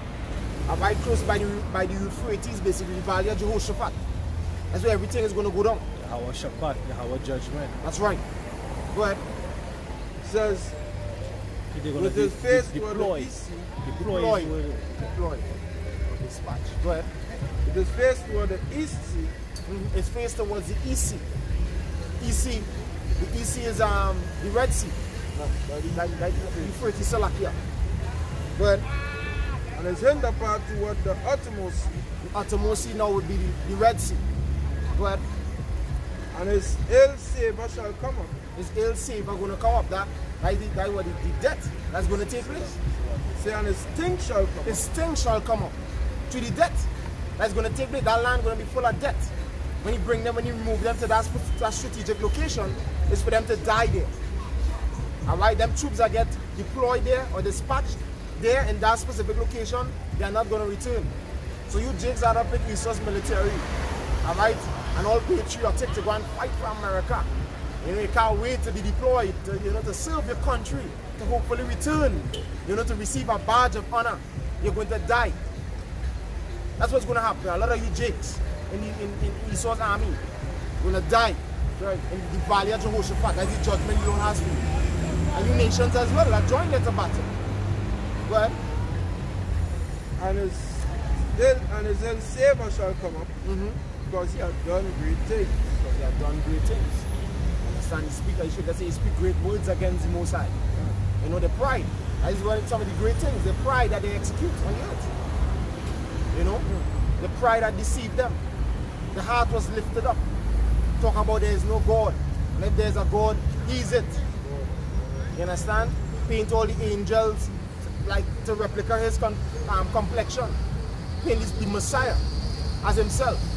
Cover the faces of the judges. Alright, he put Adam butt naked, he put so-called the Most High butt naked and put them to touch fingers like homos. As in the Sistine Chapel. That's what Esau did. Alright, even Michael, the archangel, wasn't up in there. You know? Being butt naked as well. So Esau has a lot to pay for. He had done great things. And guess what? The Lord going to show him who's great. So the Lord is about to do great things. The Lord is about to make them use nukes on themselves. WMDs. And by that big bang is coming. Go ahead. It's Revelation chapter 18. And Revelation chapter 16 and verse 5. It says, and there was given unto him a mouth speaking great things and blasphemy. And power was given unto him to continue 40 and 2 months. Going into 350 years. Just 3 years and a half. Breaking down our years, 100 years. 40 and 2 months is literally 3 years and a half, which represents, 1 year represents 100 years, the half represents 50. From 1620 to 1970. Also the 1216. Yeah, same thing. Breaks down into the same thing. It says, I read it over Revelation because we just read in Joel that because he had done great things. Revelation 13 and 5. It says, and there was given unto him a mouth speaking great things and blasphemies. And how he speaks these great things? To his media. By the media that he speaks those great things to the false prophet. Correct. Right. You understand? The false prophet, the Vatican, the Roman Catholic Church, a whole setup, speaking lies, deceit. You understand? Creating a defamation of the Lord's character. You know, presenting him to be this gentle Jesus, extolling Mary, that feminism vibe. Like great things he doing. Putting the woman above the man, giving gays rights. Great abominations. Great abominations. As the brother said. speaking motor cars into existence, airplanes, fighter jets, all the, now like part of the great things. You're talking, you say it come to pass. You're talking, the internet, all them things. Because all of these things why the world is so deceived over the so-called white man too. You talk that and you bring it to life. In cars now, you could go back and forth at a rapid pace, airplane, you see the internet, how we could communicate with somebody in Saudi Arabia right now, watch them in the face. All of these things he brought to pass, along with all the blasphemous things, like the Caesar Borgia, as you know, say, 16th Chapel, all of them things. Even the bombs, I don't know if you said bombs, I ain't say the bombs, like, as it says take in that and he brought it to pass, can't Revelation, what's that, Revelation 13 and verse 13, it says, and he doeth great wonders, great wonders, so that he maketh fire come down from heaven on the earth in the sight of men. Understand? The atomic bomb, they had the atomic state where they had the atomic bomb, and now they reach at nuclear power, splitting the nucleus. You know, so these are the great things the man doing. But his greatness is going to actually lead to his demise. That's right. So the Lord actually, as he said, they go better. I got you down. That's right. You understand? So you're not going to be great forever, Esau. Yeah. You are the basis of men. Soon not going to give you godhood.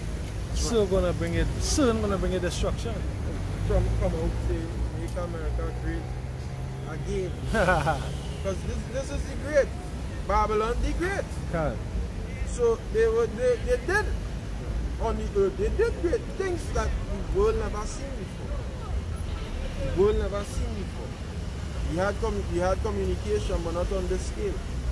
Where you actually see a man facing a phone, you talking to the man, he talking to you. We had him right things, and that's why in Revelation 16 again it says, the world wondered after the beast. Revelation 16 and 3 it says, now he saw one of his head as it were wounded unto death, and his deadly wound was healed, and all the world wondered after the beast. That's when the deadly wound were healed, like ultimately America being set up. And the world wondered after this. They wonder, they marvel at this. They watch this beast as this is it. That's why Jake cannot come out of Babylon up to today. Because they love America. They don't want to get out to America. And one of the big reasons why they love America so much, the convenience of the United States and the convenience that America pushed on the world. So they are talking to a fellow about that. It's convenience. Everything is convenience. That is one of the main attributes of the United States and the system. Convenience. Convenience of going back and forth. It's easier. Whereas you would have to saddle an ass and ride for some hours, you just jump in a car, start you can't move. Convenience where you could go and you could buy food with no work put in. Now you don't have to go and cut up ingredients. You could just go and pay for it and you get it. Convenience where now you could swipe your card, boop, and pull out money. And that's why the convenience going on elevate. Yeah, but if you go to the convenience store. The convenience is going to elevate into this MOTV. They're going to bring the convenience because they love convenience. That's one of the biggest reasons that you love Babylon. The convenience of Babylon. Where you have things like Amazon where they could shop for you. You shop online shopping. That's our next convenience. You buy your things online and they deliver to your doorstep. You don't have to go outside for nothing. That convenience going on elevate MOTV, RFID microchip. Basically, they're in your Wall-E. You see the movie Wall-E, the cartoon Wall-E? I never saw that. Yeah, check it in.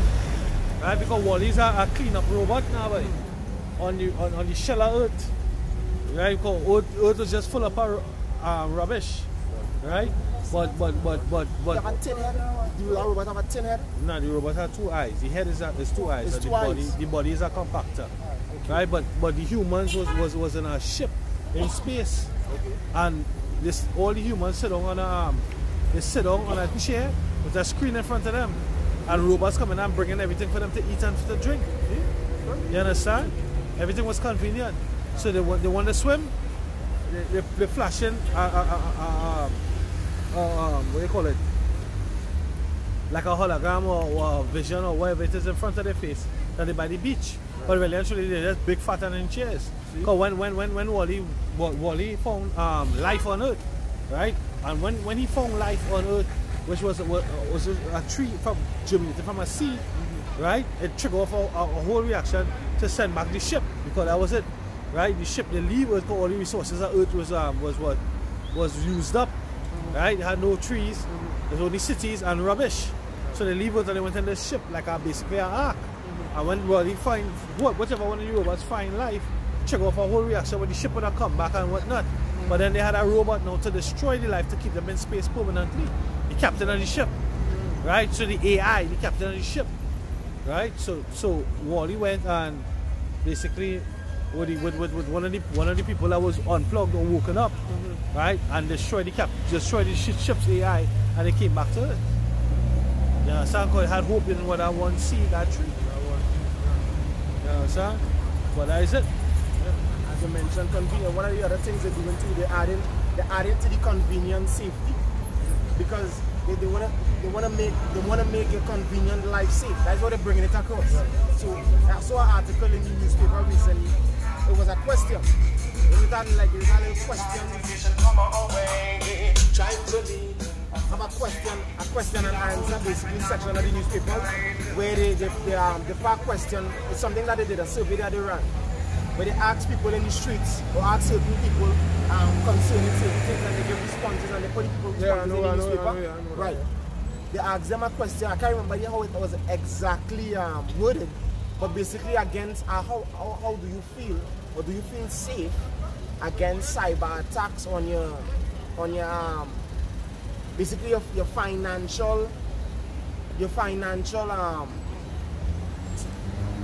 pertaining to the internet now, pertaining to it being something online or electronic, your electronic financial dealings or whatever. Are you feeling safe? Some basically when the people answered, the answers was against, like in critic to PNM or Rowley. Okay. They were saying that well, the cyber attacks can be as deadly as Rowley and his ministers, so they're nothing to worry about. But I studied the question, why they asking that? Why they asking that now? How safe do you feel concerning your financial transactions online? Because that's the social they're coming with next. That's the enchantment they're coming next, because they have to put that MICROCHIP in here. But they can say the safest place to have it is on you. In you. You can't lose it. You understand? Nobody can try and hack it, connect it to you, everything. That's what they can try to bring it. Right. So like, the Lord didn't make you safe. The Lord never make you good enough. Right? From day one, you need to have an ID card. So my face not good enough? The son of Ban Judah, Ban Benjamin, Ban Simeon, that wasn't good enough? But they wanna target is an electronic, because everything that Esau owns, all his goods, he's got a barcode on it. The scriptures talk about that, what is the mark of a man. That's right. In other words, it's his pride. That's right. It's his pride. It's the most proud. And he just so-called discovered the new world. He had people there, but he discovered the new world. Right? He always likes to accredit himself to everything. Right? So he will not credit himself to giving you this new form of security, this new convenient form of debiting and crediting, this new form of management of money. Yeah, he gonna do it. Because what? It all started off with what?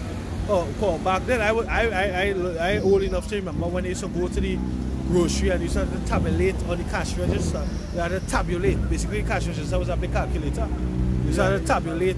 You started to tabulate your groceries, right? Then it went into what? The UPC code.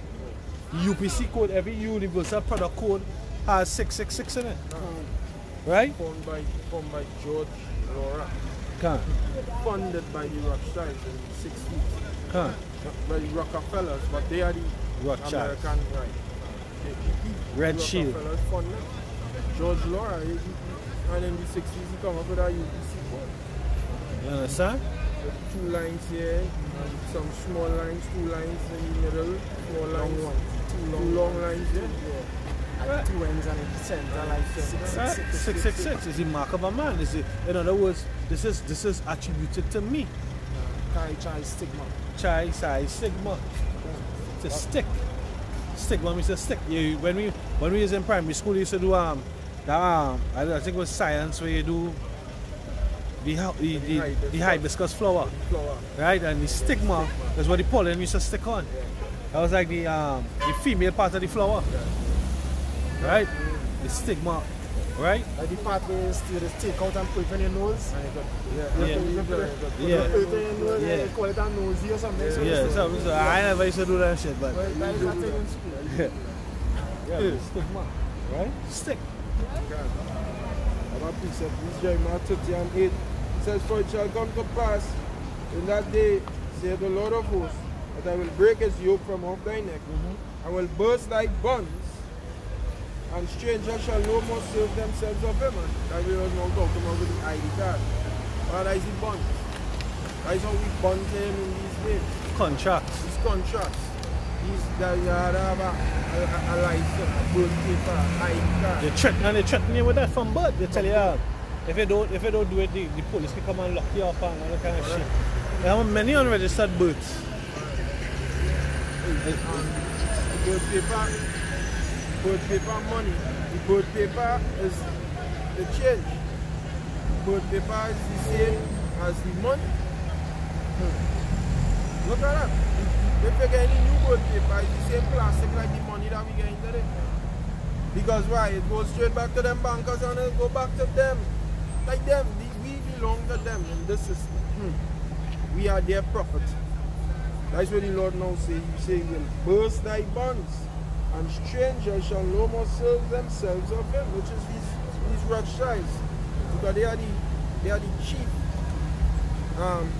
ruling family on the earth. Despite what it don't matter who on YouTube say what. That Rothschild, that Jewish family from Frankfurt, they are the chief ruling family on the earth. That people on YouTube that discredit them and say they lost all the wealth, that wealth ain't going nowhere. They still rule this earth. This is theirs. The Most High give them. Right? And they branch off to all the rest of Edomites on the earth. But everything goes right back to them. So the reason why the modern birth paper that we had, and even the previous birth paper that we had, it was on the paper that it is used to make the money. The previous one is the same material. The previous one was the same material, and when they change the money into plastic now as we use it, you go and get a new birth. That's why they say, hey, you had to bring in your new birth paper. You need a new birth. Why the fuck you need a new birth paper? If I don't have one, why do I need a new one? Because they change the money, so they had to put the birth paper on the... That's your bond. Your that's bond. your bond. And that's why you're getting a plastic birth paper. I know if you see it. I have one. I may have one. I ain't too sure. But yeah, them shit just get prepared for me. I just... This is Jeremiah chapter 49 and verses 10. "But I have made Esau bare. I have uncovered his secret places." I have the laminated certified copy for the vehicle. That's what I have. But yeah, the Lord say He made Esau bare. In other words, He exposed him. To be bare is to be exposed. Right? If you cut off the bark of a tree, like cinnamon, cinnamon is the bark of a tree. The cinnamon tree. When it's skin the bark off, you reveal the bear underneath. You know? The Lord exposed Esau. Through what? Through the prophets. Because the whole movement of his exposition and him being exposed as being the devil started with the prophets coming out on the highways and byways and what? And the word spreading through the four corners of the planet God. Through the apostles and others, a great millstone. When they came on in 2007. Right? Well, then after what? Then after whistleblowers started to come out, independent, but as technology increased, you had people with cell phones and independent researchers started to bring forward and highlight. Hey, have a Edomite woman on TikTok right now calling. She knows she's the devil and she's exposing her kind. Brothers putting her up in the different shots. Right? That I've made Esau bare. I've uncovered his secret places, all the different secret societies and stuff. Yeah. All the secret societies as well has been exposed, the Illuminati, and all the different underground movements that he has. You know, all the different things that Esau did in secret is now being brought to light. Even the Balfour Declaration that was actually written to Lord Rothschild. Why him? Why him? You're being exposed for your cunning deeds. And why you're thinking you're sly, but you can't be sly than the Lord. And why the Lord knows everything. He said, can any hide himself that I will not see him? Jeremiah 49 verse 10, and he shall not be able to hide himself. His seed is spoiled, and his brethren and his neighbors, and he is not. No, you're exposed to the full. That's why the only thing left to do is to come down with great wrath. You try the Crown Vic, it failed. That was a failure. I went on for 2 years and did nothing. You went, kill him more than that. On a daily. You die nothing. Take about 2 years to get about 6 million dead. So it's killed fucking millions of fucking. What is that? He just killed millions a day. Planned Parenthood. Millions. So, Just tell me how the right to destroy. Let's tell the woman you have the right. It's your body. You can destroy that child if you want to. That's murder right there. Murder. So that's just a big failure. But you get something out there. You get the reaction of the people. And make money. And they make money. They make money off of the mark. mark. And the reaction of the people because it was like a demographic. Who down for? So look at how look at the lengths they went to push this juice. They went to the extreme. They went to the extreme pushing the juice. I never see nobody. I asked my old man who's 70 years. You ever see this before? You went through all the juice. I would say juice for the camera. But he went through, he's 70. When it had any disease and come up with any juice, he was there. I said, you ever see this happen before? No, you never see that. Because they wanted to come up with the idea of who down for this when they bring in this MOT, who don't fit and who not don't fit. They have the layout already. So that when they come with the MOT, right, I don't know, when I threaten Tom and them walk, Tom and them go around and take it, but that this batch on Tom walk wouldn't take it. When I threaten no one. When I threaten the food, this batch will take it. When I come with the MOTV and then this batch wouldn't take it. And that's why he going and come with bullets for you because some women guillotine. Guillotine. God. Yeah, you know, I know anybody not long with the program. Beheaded. Because that's all it leaves. It just leaves the avenue of you being exposed. So the only thing is to kill people. This is what is going on come down to because nobody not listening to the so-called white man anymore. But the scripture saying Isaiah 47, it say you have it? The many from 11.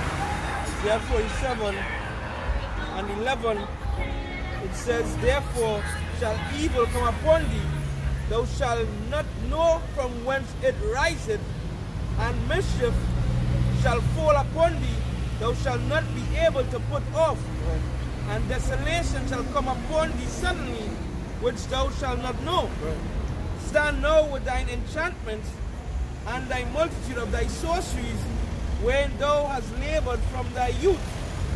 If so be thou shalt be able to profit, if so be thou mayest prevail. Yeah, because you're asking your sorcerers, all of them too. Nobody don't respect your witchcraft no more. Fucking done it, failed. The Lord put on his left hand. He made the bear. God. He uncovered his skill. He made him bear. Exposed his leg. The Heavenly Father put but he didn't fully put it down yet. Use his left hand. He's slowly putting down his left hand and raising up his right. Exalting the right. The right hand is your Hawashais. Now it's your Hawashai style. So all that left hand energy that he was coming with, it getting out. It's getting put out. It's getting ended. So that is why you're going to your stargazers, your astrologers, all of these monthly prognosticators, all these men helped you to establish Babylon the Great. All of them who helped you to bring this kingdom where you have here to life and have it for everybody to be deceived. People ain't being deceived anymore. You know how much people see through that juice? And people who know the truth, they say, why fuck you on that juice? Whereas 150 years ago, had you brought that juice out, they would have run to it. Because why? They had a mind. They had a mind. Okay. So the people's minds are being free. Some way more than others, like the brothers beginning with the apostles and the men and them who sincerely believe. Our minds have been totally free. Totally free. That chain broken and it cannot be put back on. But there are men who the minds ain't totally free, but again some kind of idea that this fucking man, something wrong with you. And they're not buying into your philosophies and your ideologies no more.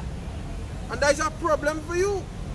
So your next move would ultimately have to be war on the citizens of the lands, the people. You're going to change your war from warring countries and war fucking average citizens. Fight them, kill them, and kill them enough until they'll fucking listen. Because you know fear is a key factor in the Most High's hand. That is what the Most High does use. So you try to use fear as well. There's a cartoon monster thing. No. And even the Lord's temple, he's going to attack them.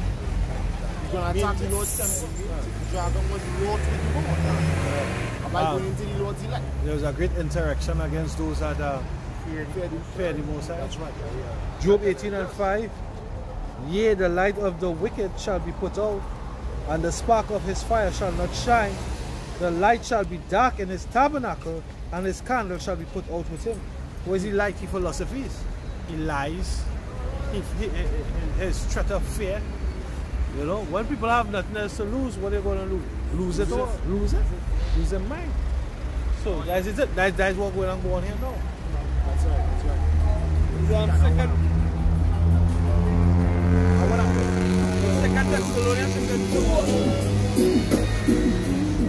Second Thessalonians chapter 2 and verse 8. And then shall that wicked be revealed, whom the Lord shall consume with the spirit of his mouth, and destroy with the brightness of his coming, even him whose coming is after the working of Satan, with all power and signs and lying wonders, and with all deceivableness of unrighteousness in them that perish, because they receive not the love of the truth, that they might be saved. The only thing to save you is the love of the truth. Your minds have to be totally freed, not partially freed. Totally freed. And what could free you? John 8:32. So you shall know the truth shall set you free. You see, I been hearing that, eh? They just said I hearing that from small. Know the truth and it, but they don't know what it really means till you come into the truth. When I entered into the sanctuary, Lord, then did I understand. Psalm 73 and 70. Scripture did say they will call them the borders of wickedness. They will call them. The David scripture says Malachi 1 and verse 4. They shall call them the borders of wickedness. And so the world today wicked up to the wicked, that he's the wicked. Stay away from him. Stay away from his agenda. But here is ISUPK teaching the sheep to take the job. In one aspect, don't trust the enemy, but then take the job. Hypocrites. The Most High going to destroy them. Double tongue. Yeah, the queen juice and the chicken and meat right What? I didn't don't doubt it. Fucking doubt it. He will choke them meats. The guy are sick. This man is devil. Hey, this man different, like. But it's our worst thing you don't already put in the meats. You understand? It's our worst thing you put. If you ain't put anything long time in the food, they should talk about you go eat defiled bread. Defiled bread. We feel have all them young men. Eat your bread defiled amongst the Gentiles, the heathens. You understand? So We think of all them young men and them becoming effeminate and things they're putting in the food. Young men growing breasts and all kind of thing. In the food. So they see 90 if they put it in the food, what are they going to do?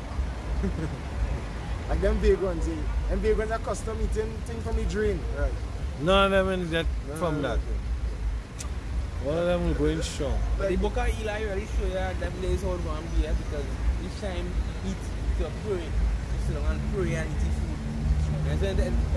And even the teacher that, your mother and father teacher that growing up, grace before me, the teacher But that's the law. The law says you have to say grace before and grace after me. Right, so when I grew up in a Catholic school. I was in a Catholic kindergarten. That one right by the by move on it. By the walkover, the Catholic church right there. When you're going to buy Lamad, by Lamad grandmother, you walk over. They have a Catholic church right there. Right on the church, yeah, that church. The church used to be a kindergarten there too. And the teacher that, the teacher grace before and grace after me. I went to Catholic primary school my whole life.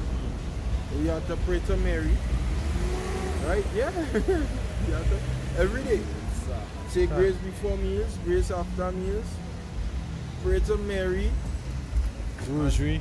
Rosary. You used to have me rosary, so let's give you rosary. Every time they come in and the priest come, pastor come in and drop rosary. You gotta kiss that shit. You gotta kiss it down there. See, you see, you so white people, boy, you gotta pay for it. That's right. You gotta pay for it. Kissing me fucking. Even before, where people, because I was my background. The day when I come to feast.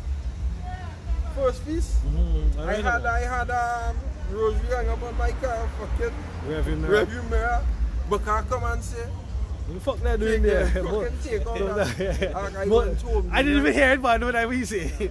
I take down that night, I fling that in a drain, so yeah. I say, fuck boy. I didn't know, you know? But I say, boy, fuck no. I just fling that in the drain. Yeah, well, like when they shoot you, probably even before shoot, I remember like the first cars that I might have bought them second hand and thing, and they would have a hang up by busting that shit out. Busting out, and keeping that. Even in the world, I had a gold band, a slave band, and I put a Jesus name on it. And it used to be in my mind. You put Jesus on it, I don't know him, but yeah, right. Jesus name, yeah, well, the name, oh, Jesus. Oh, Jesus yeah, name. yeah. That was it, Jesus name, not the Lord name. Yeah. Jesus name, I put on it. And I say, well, if I used to lose this, somebody said, take this on me, I used to get robbed this. I mean, that is not the true God. I used to be playing on my mind. See? That is not the true God. See? And that what happened? I come and lost it. That is not the true God. That is not the true God. No, in retrospect, let me show you this. I have a gold ring with my name in the Hebrew in it. I went to pawn it once, the bond had no money. I went to pawn it twice, the bond had no money. The third time I said, if it is a going, the bond had no money, right? Because I went, every time they say, well, I'm coming late now. I went early. If it is, I said the third time, if it is that the bond had no money, when I go the third time, I'm going early. It means that I was not upon this. And when the third time I had no money. But my name written on Hebrew in it. God. So with that, we give all praises to Yahweh, Ba'ashem Yahushai, Ba'ashem HaKakodash. Our Lord and Savior, apostles and elders are great in the son and citations in men and brethren. We just work in truth and sincerity because the four corners of the planet Earth risking their lives to do so. Alright? Shalom to the elect. Mawad la babal, abad babal, DT. Shalom. Shalom to the elect.